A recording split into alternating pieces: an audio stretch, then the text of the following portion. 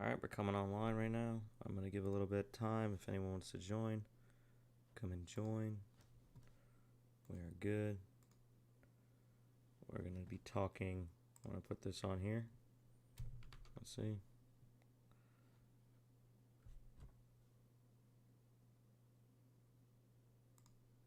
So I got my YouTube chat up. Let's get my Twitch chat up. Just to make sure I can see everyone talking here. Put this here.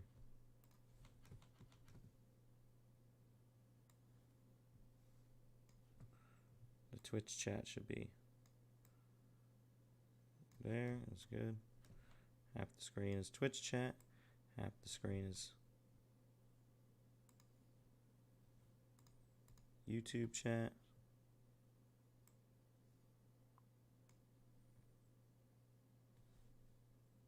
And we'll just give it like 5 minutes. If anyone wants to join, you're welcome to join, chat, talk, give it a thumbs up, like, subscribe. I got some markers here. I'm gonna mute this so I can't hear myself. Alright. So how's everyone doing? Hope you're doing good. If you wanna catch me outside, catch me on Twitch. All the links for anything are all in the bottom here. So this podcast will be basically about game development. Like, what does it take to become a game developer? What do you need to know? What are some of the struggles? Should you expect to get rich? How can you get rich? How can you monetize this? What are the different ways you can? Basically anything game development we'll try to cover. In this first episode, I'm gonna kind of give you my experience as that I've had in the past couple months, and then in the future, I'm gonna try to invite some people on here, and we'll have chats and talk about it. So yeah, you can expect that. I anticipate that the people who would want to talk on here won't be complete jerks, so they'll say, yeah, of course I'll talk on your no-name podcast here.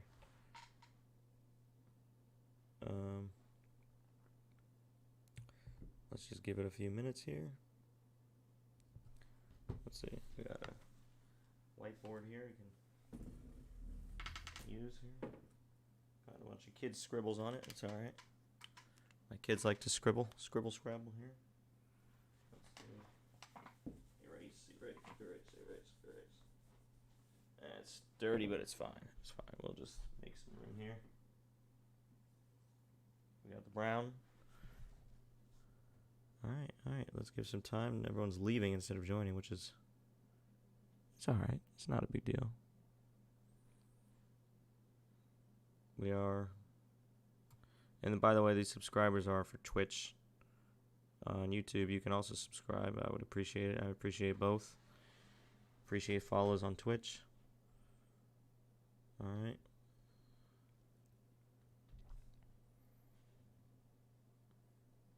Let's see what happens here. Oh,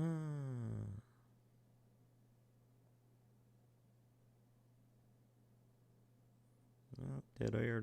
All right. I guess I might as well just start. All right. So I'm going to start with talking about how I got into game development. So, what's up, Fufa Super Trope Roblox? Fufa. What up? Hello. So, basically, when I was just chilling, the pandemic really, it seems like that got everyone like a big surge into people doing like new hobbies, stuff not for money since they really couldn't be working. So the pandemic hit. I was chilling and I thought, oh wow, what if I made a game? Like literally that simple. It was really that simple.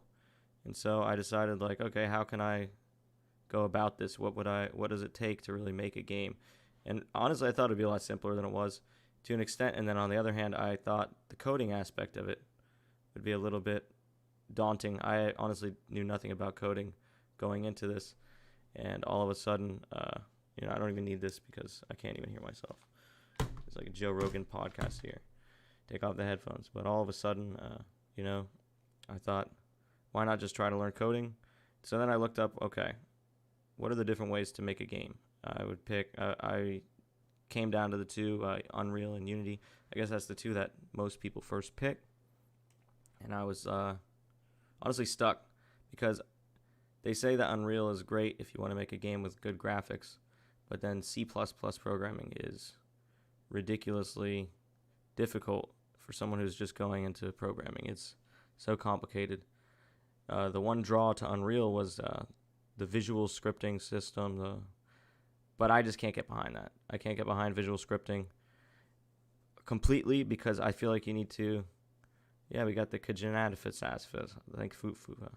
Hey Hitman, how's it going? Yeah, so any questions, you guys can chat. I'll try to chat with you guys, especially on both channels. I have the chats open. But basically, so I'm not a fan of visual scripting 100% when it comes down to it, because I feel like, yeah, I mean, you get the logic of programming, but at the same time, you're kind of limited to what the people create for you, like the scripts that are created for you. You can't kind of go out of your way, or maybe you can, but it's a little bit harder, a little bit more difficult to go out of your way and be a little bit more versatile with your games. So what I settled on after I made a little bit of, I followed a couple tutorials in Unreal, I moved on to Unity. And actually, when I started Unity and to now, what's up, script? What's up? C++ does equal hard, yep. So I got two chats open. Twitch is saying something and YouTube saying something. But yeah, so Unity has C#, so much easier than C++. I did a little Java when I was in high school. But you came back from Danny's Minecraft stream. Well, I bet it's great. Danny's a huge YouTuber. He's got the greatest YouTube channel. Hard in my pants. Great job. Fufa Super Trobox. All right. So where was I at? Okay, so by the time I started Unity, actually, it was you guys are all going on Danny's stream. Did he finish his stream? But by the time I started doing Unity, I've seen that the post-processing effects and all these different effects actually have gotten better in Unity, and it's kind of a match for Unreal. So I decided, okay, I'll try to make Unity games, and I started following a bunch of tutorials, and that was really it. The only thing I was afraid of is I would fall into like what they call tutorial hell, right, where you're just stuck doing tutorials and you can't think for yourself, which would kind of get me in that same position that I would do if I started with Unreal. So I really didn't want to fall in there. So what I would do is create a game following a tutorial, and then I would do my best to create a game without following a tutorial, and then just kind of go in that loop. I feel like for the first couple of times I actually failed, didn't create any games, really followed the tutorials, created the tutorial games, but I would get so mad at myself that I couldn't create any games. Now it's getting better. I feel like I've released only one game, and it was kind of a baloney game there, baloney concept, but working on a lot of games. And now I'm in the second stage of game development, which is where you never finish anything. And so to hop over that, my goal is, you have to decide, I guess, at that point, what's your goal? Is your goal to make money? Is your goal to make money like creating games on app stores, or create games on Steam or any other app stores, Epic Games? Or do you want to create a high quality game, like a dream game? There's two ways to go. And so I thought, actually, at first I would want to make money from games, and I still do in a way. But there's also an element that's like, do I really just want to push out a bunch of games that really have nothing going for them? Like, okay, maybe I can get a couple AdSense here, fucking 1,000 impressions or whatever, a couple thousand impressions or something, get maybe $3 a month from this game. But while it's not a game that I'd want to play, I just don't think that's feasible. I don't think that's feasible to just carry on as a career. So what I would recommend is to decide, okay, what do I want from game development early on, and then you can tailor your progress towards that. So anyone have anything, if you have any game to publish on the Play Store, we would be happy to try them and review them to help. Well, thanks. Yeah, that's dope, dude. Yeah, I have some stuff in the pipeline that I want to release. And yeah, they're gonna be free. I can also probably get you guys to test games. Also, if you check out, honestly, I'm happy to have you guys test it out. If you guys are in the Discord, I'll probably have a couple play tests going on. So just make sure you join the Discord if you want to test out any games, or Patreon or whatever. Got many different ways to go. Discord's free. Patreon is basically, it should be free. Honestly, there's no reason for me to ask for any money, but yeah, I mean, I've been trying to create games. Really, I'm stuck on the next stage is the finishing hell. You got to figure out, okay, when am I finished with this game? What does this game really need to be finished? What's the core game loop, right? So I'm learning a little bit more about core game loops. How do you go from like an idea to the concept art to the game? So I kind of get stuck on the concept art and any artistic element, UI, really any artistic element gets me stuck. So I would say outsourcing, if you want to complete games, outsourcing the things you're not strong at least at first, so you can kind of pick up what other people are doing, is probably a good idea. Outsourcing is not too bad. Yeah, I just think I think the most important thing is to really learn programming, learn the fundamentals of game development, and then at that point you can start learning other things. I think that's the core. If you want to be a game developer, learn game development, learn programming, and then beyond that, you got to learn design, and kind of, honestly, if you want to be like a big developer, indie developer, make those games like that Fox game, what is it, that made $200,000 on launch. It was just an indie guy. He basically started his entire career.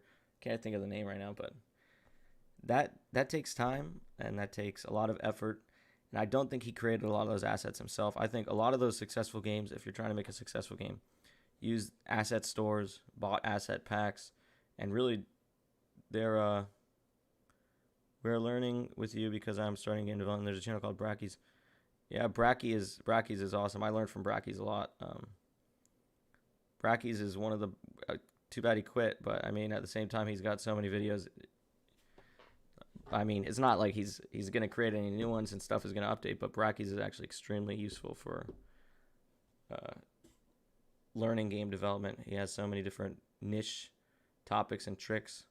I enjoy Brackies. But what I was saying is, don't be afraid to buy assets on the asset store if you're trying to release a game for money, because you'll get what you put back in. If you use a bunch of free assets, I don't think there's a problem with that if you're going for like a mobile game or something. But if you're making your dream game, I might even go out and commission some art, which is why people say it gets so expensive. So like, you might not even be the only developer on there. So I think once you start making your own games and you're kind of on your own, I think the next stage is to figure out how to become cohesive with people, right? So your code has to match their code, or at least the methods that they do, at least on one project, has to have some kind of a standard, which is really hard, honestly. I feel like that's harder than learning just how to code. I wanted to know the specification of a PC you need to create a game. Okay, like I would say at least 8 gigabytes of memory, like RAM, and a good, pretty like motherboard from the last 5 years. I mean, honestly, you don't need that much. You can get kind of like a last generation AMD video card. I had like 8 gigabytes of RAM. That's not even that much. You'll get some lag, but you'll be able to create some games. And then if you want to create a very, very good game, though, obviously you need more, because you have to render everything. It's going to take so much time. If you don't have a good graphics card, a lot of RAM, I would say, like, if you really want to start doing some intense game development, like you're trying to make a dream game, I would say you need like 16 gigs of RAM, at least 32. Very good video card. Bracky's OP. Brackets OP. Binod. What's up, Large Anis? How you doing? But yeah, I think you don't need that great of a PC if you're making some 2D games or some 3D mobile games, because you're obviously any computer is a little bit more powerful than a phone. So if you're going for a phone games, I would say like the bare bones is basically enough. I think a little like a video card, some RAM, and a motherboard is more than enough, I think, to create a phone game, as long as you're optimizing it, which is the next step, right? So you can create a game, the perfect game, right? And you're like, okay, this is what I want for mobile. And if it looks too good, you have to figure out a way to optimize it, to downgrade the graphics, to lower the poly count, because sometimes you can create the best game for a mobile and you're like, oh, so excited, and it won't even export on your computer. If it's too much, it might be too heavy for your computer, might be too much for the game. C++ is for Scratch. C++ is, it's for Unreal's visual scripting language, right? So Scratch is from MIT. All right, good night, Hitman Army. Have a good night.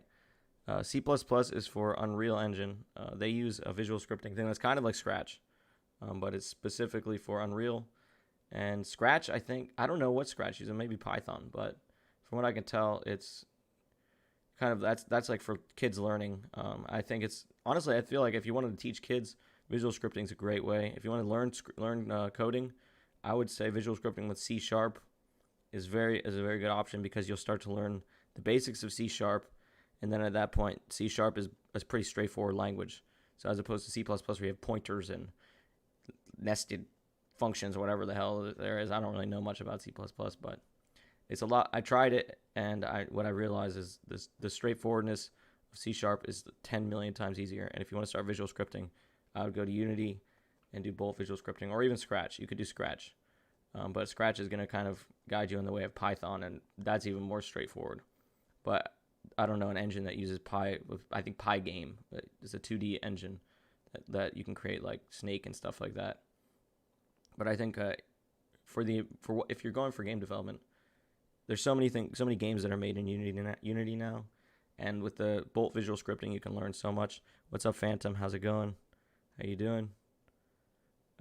Yeah, so if you want to do visual scripting, I'm starting tutorials on that too, about visual scripting. Someone wanted to do Among Us. That's in my list of things to do. Do Among Us with Bolt on Unity. That's not a.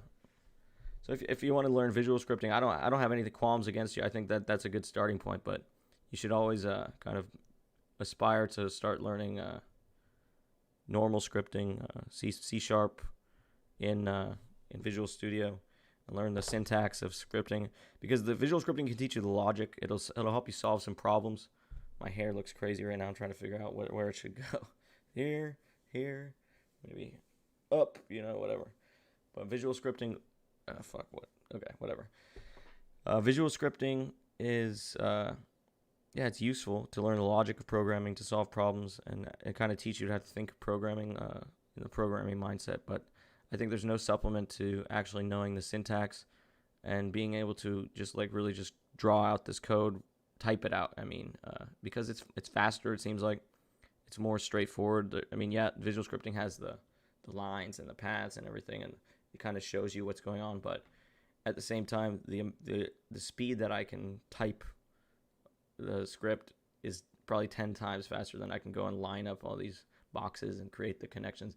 It's kind of like, I honestly can't think of an analogy for that. It's just visual scripting is a little bit more difficult and less versatile, in my opinion. Maybe someone else can go tell me, they created the freaking World of Warcraft in a visual scripting, and I would watch that video probably. But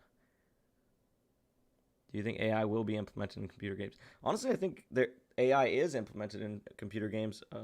Someone who I'm interested in talking to, and maybe one day, is Jabrils, who's he's like a game developer. He makes Unity games, and then now he's kind of started on working on a lot of AI. But he's implemented AI in his games to where the computers are fighting each other and they're learning who's best. So what he's doing is AI versus AI. I think the hard part about putting a real AI in the game is you don't want it to be better than the player. So you have to kind of balance between having an AI that's just unbridled, it has the full power of a computer, which is very logical, and it can create, it can really just destroy people at games. I'm sure it knows all the codes. 2 Minute Papers actually has this, it's a YouTube channel, has a paper about there's this hide and seek game where they had two AI play against each other, and they would actually find ways to break the game So like let's say first they're playing hide and seek and they're like, okay, he's hiding here, he catches him, but then at that point they would find ways to like, okay, now he can't get me because I packed all the walls together and I put them all together, and so now he can't climb over. Then the other one would skate on side, like grab like a wall and skate on it, jump on. So AI figures out ways to break the games that humans just don't have the time to figure it out. AI are injected into that code, so I think having too much AI in a human-based video game will be really, really difficult to win those games at that point, right? I think whatever AI we have now, if you can call it that, I mean, I'm sure it is a little, there's probably some machine learning in games, but you don't want it to learn too much. You don't want it to kind of just destroy the fun of the game by just being too hard. So I guess what they use now is kind of like you create a robot and you give it like a miss ratio, or you give it like a kind of, if you want to, like let's say a shooting game, you had the computer shooting at you, you probably give it like a circle of where it can hit if it's aiming there, and a percent chance of how many times it would actually hit the player. And so at that point you can kind of toggle how much the player is getting hit. And I mean, and then other than that, it's like I guess another use for AI might be patrol games, but you don't want, so like let's say you're in a game where you're supposed to sneak through a corridor, right? And there's an AI on the other side. If he, let's say, I mean, what that would imply is if he's AI, if you messed up a couple times, right, he would know better. And even in a real AI, I feel like some kind of a network of so many hive mind, like a hive mind, he would learn from all the other players, and then at that point, he would always be looking in the right path, right? So you don't want a legitimate AI to be doing things like that. What you want is pre-programmed like NPCs to have radiuses, and that's why colliders and triggers are so important. Now, I'm trying to think of a game where you would want AI to play against you, like chess. AI, no one can even compete. That's a game where they've done AI, they've used AI, and no one can compete. No one's beat Stockfish except for another AI. So like, it's just AI is way too powerful, I think, to be put into like a game that people are going to be playing. Yeah, I mean, I don't know how else to say it. Yeah, chess engines are insane, right? The people have been playing chess for 500 years or something, and all of a sudden chess engines have changed the entire way the game's played, and in many ways it's insane to see like how strong they are. But that's what's so scary about it. You can't play like Modern Warfare with an AI. He's gonna learn exactly where to camp and aim, and he'll know exactly where you're coming from. If you had a team of AI versus a team of humans in any game, the people would be destroyed instantly. I don't think that it's practical to put AI in games. What's the next generation of games, though, would be, I think VR. VR could be great. AI leans with the programs, or it's pre-programmed. So I think that it's Fatboy Slim. How's it going on Twitch? I think that AI, like machine learning algorithm, like the AI does not learn with the players. I don't think the AI can learn with the players. I think unless you configure it a certain way, it can't learn like a human. It actually learns better than a human in that aspect of the game, because it lives inside of the game, right? So I think the AIs in Unity are pre-programmed, and that's the way to keep it. Like, you give it parameters that it has to follow, and it doesn't learn from that. It won't get any better, because if it started getting better, it would start destroying the people. It would start, you wouldn't be able to play the game and have fun. I don't think that's the right way to do it. I think the right way to do it is to keep the limits on the NPCs, and just to get going. I'm kind of losing track, but what was I saying? Yeah, so AI in games, I don't think it's going to happen. Okay, VR. I think VR is the future of games. I see AR games a lot. People love AR games.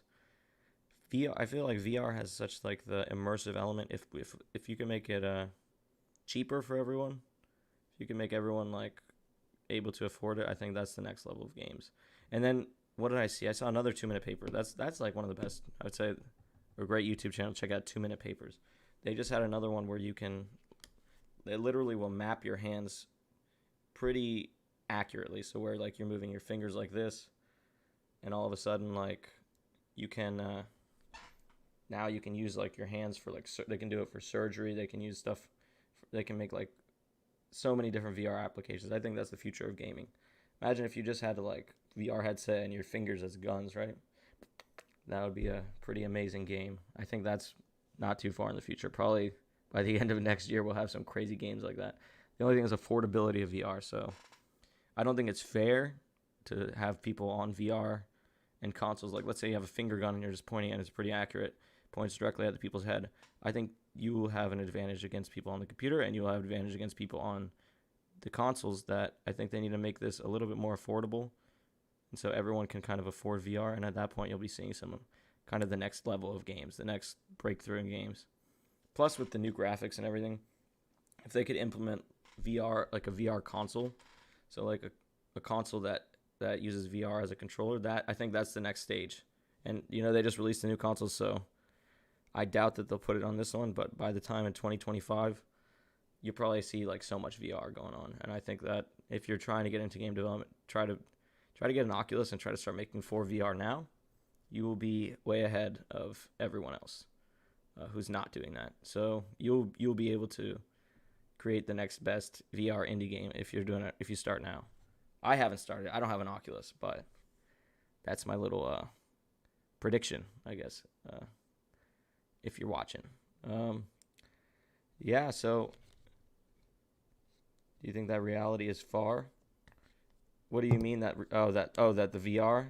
No, VR is so good, dude. I'm gonna switch views really quick. I can show you a YouTube video that is actually so good. Let me just get it open here. Just open it up. All right, I'm opening it up for you here. But it's pretty crazy. All right, I'm gonna switch to it now. Let's see. There we go. YouTube video. Oh, gameplay. Here we go. All right, cool. So my overlay's all messed up. It's fine. All right, so here's a video about VR, right? So what they're saying is this VR can like copy, like literally some sensors on this are copying your hands. This is from November 2020. So this is already a thing. So now you can, at this point, you can use your hands accurately as controllers, right? It can literally, and then on top of that, this is another aspect that they're doing in VR. So another problem people have with VR is having the goggles on, they start smashing into everything around them, right? So that's a big issue as well with VR. Is like the blindness, I guess you'd call it a blindness. You can't really get around anywhere. I think that so what they did is they have like, well, it guides you. So the world actually changes by detecting everything around you, and it makes you walk in a certain way.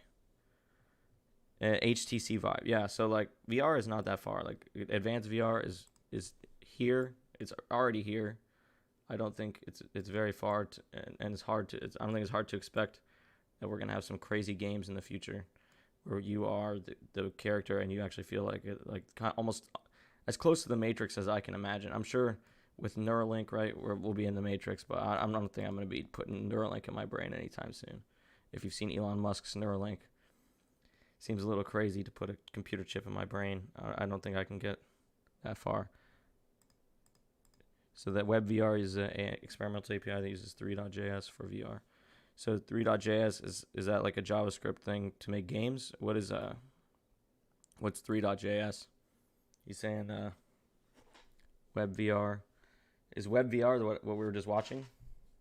It's crazy. Near perfect. So this is from, let's see. It doesn't say in the description, but yeah, I think that the next level is VR. So if you're looking at creating games, it's amazing, dude. VR is so crazy.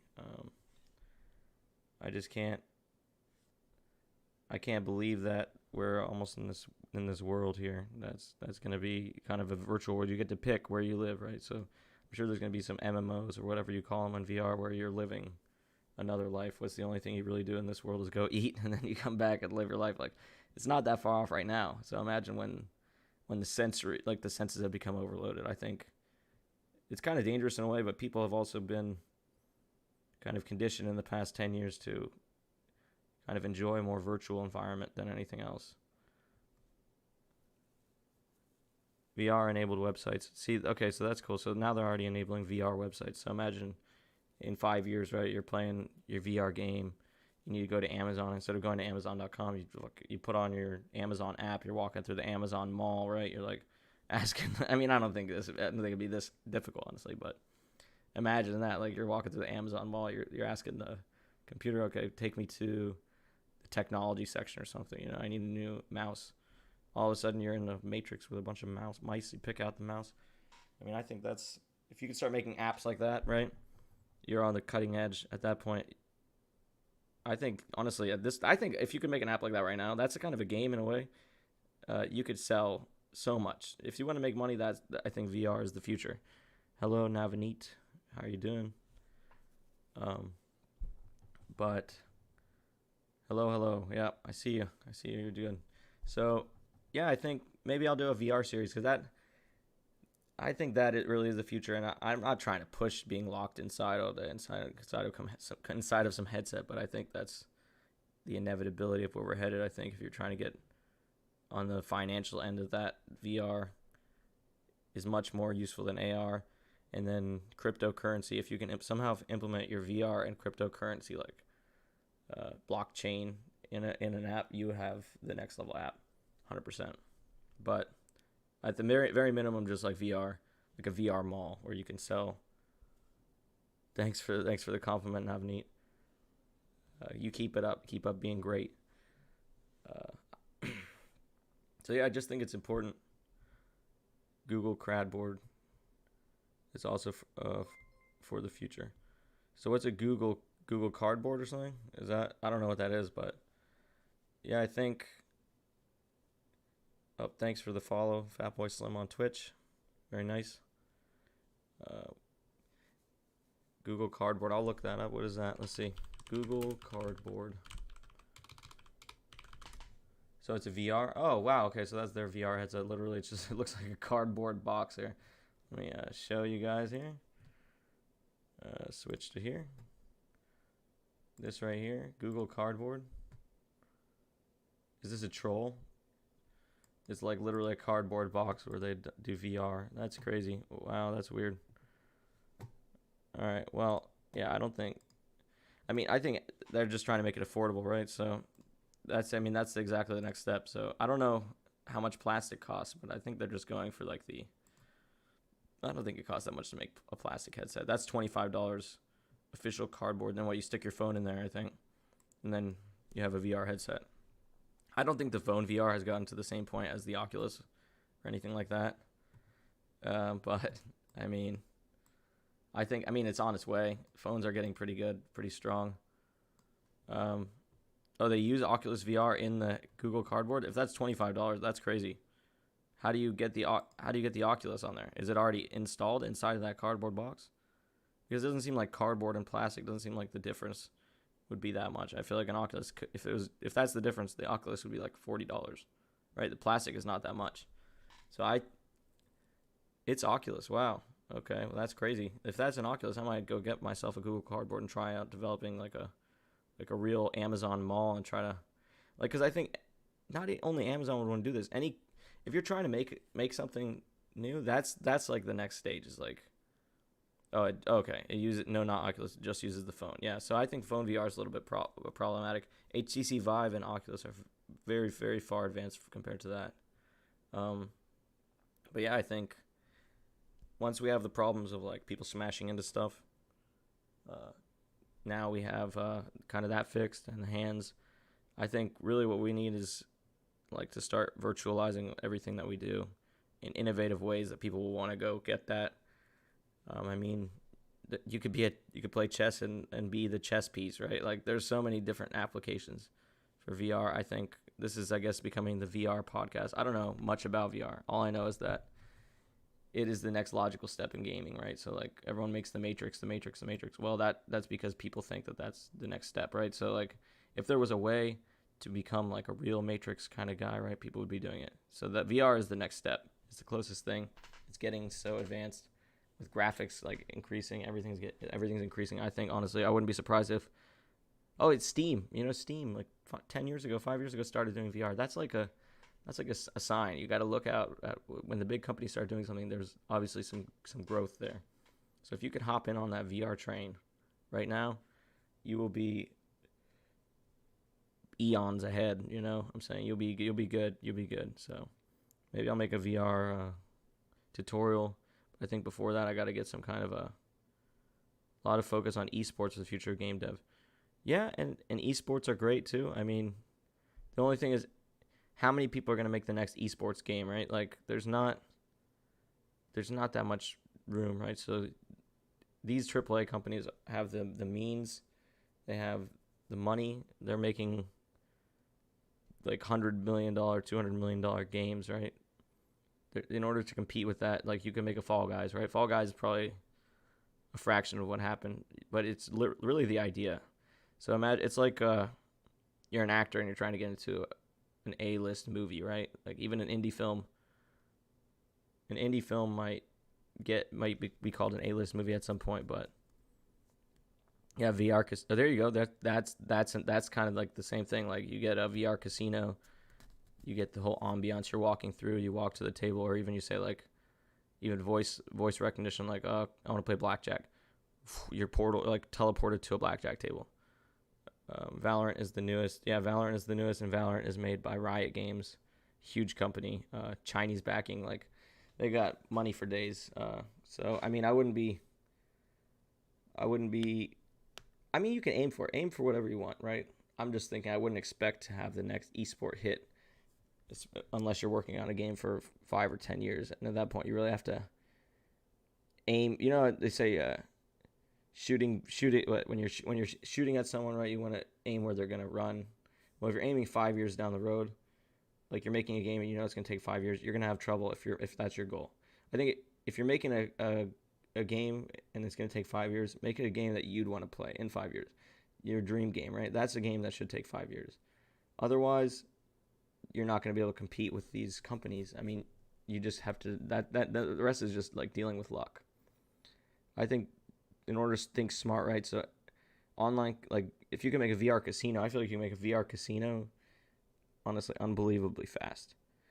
The thing is, there's nothing. I feel like there's nothing really. I think VR, if you're trying to make it rich in the game industry, you make one big VR hit, you're ahead of everyone. There's not that much VR stuff. You're ahead of everyone else, and then all of a sudden, you have the funding to make whatever game you want, right? So then at that point, maybe you make the next esports game. Yeah, it takes a lot of research, a lot of time, a lot of art, a lot of coordination, a lot of money to really like have a well-oiled machine.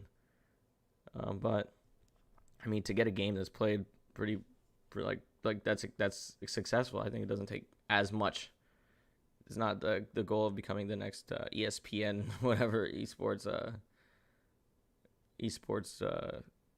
perfect game. I think that there's a little bit like there's room for everyone to make a couple $100,000 in video game development as long as you take the time to learn it. You build the team. Kickstarter's great for stuff like that. And then at that point, the hype, you got to learn how to build the hype. That's the next step. So learn the game dev, kind of get good at it, learn how to work with other people, pick a niche, right? Do some research, look at Steam, kind of see what's the best sellers there. Then at that point, you see what they did right, what they did wrong, what would you change, what are the comments, people saying like, oh, this sucks because of that, or this would be great if it had this.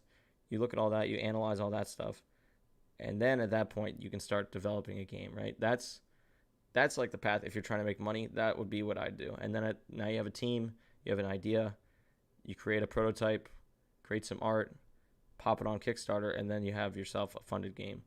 So, I mean, there is a path there for anyone who wants to make game and indie development. I see hundreds of Kickstarters that are getting funded every day. I don't think there's a lack of money. I think what there is it's a lot of hard work, takes a lot of time, and people get demotivated on the way. So just, I mean, if that's, I would say, I guess the three things to learn is don't go too fast. Take your, learn one task at a time, and then VR, get some VR going, dude. I think It's cool. It would be cool to see a VR mall. Honestly, that's my mind, because especially with these pandemics, right? They're trying to lock everyone inside. The VR mall will be like the alternative to the mall. Imagine seeing your friend's avatar, there at the mall. You can talk, voice chat, you have video, everything. Like, I just think that that's the next step, is for our increasingly isolated civilization. So, with that, next podcast, I'm going to try to get a guest on here. We could talk about game development. If not, it was fun talking to you guys in the chat. Thank you guys for being so engaging. Kept this going pretty interesting. We did a good 40 minutes.